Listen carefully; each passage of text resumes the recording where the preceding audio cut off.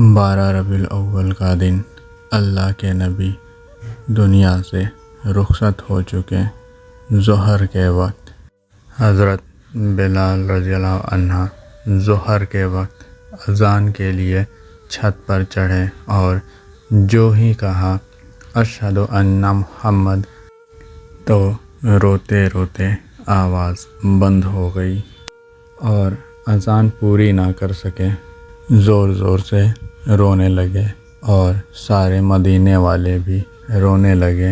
آپ اتر گئے اور اتر کر کہا میں قسم کھاتا ہوں آج کے بعد اذان نہیں دوں گا، اور پھر اللہ کے حبیب کی تسلیم لے کر حضرت ابوبکر صدیق سے اجازت لے کر جہاد میں ملک شام چلے گئے۔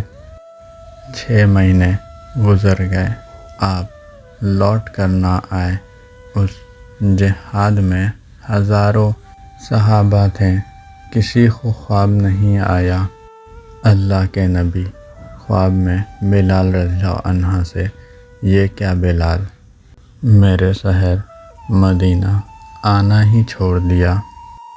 آپ حضرت کی آنکھ کھلی اور آپ رات کے وقت اونٹنی پر سوار ہو کر مدینے کی طرف چل دیے۔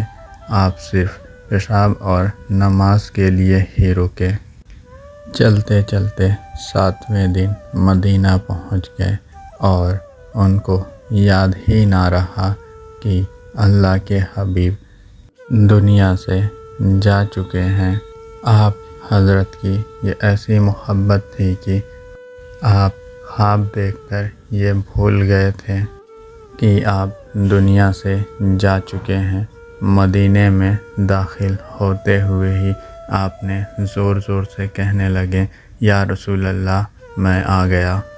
جو ہی حجر مبارک پہ پہنچے تو یاد آیا کہ جدائیاں ہیں، اور اندر حجر مبارک میں آ کر رونے لگے اور کہنے لگے یا رسول اللہ میں آ گیا، آپ کہاں ہیں؟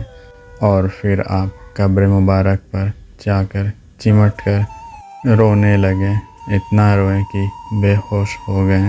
نماز کا وقت آ گیا، مسجد ساری بھر گئی۔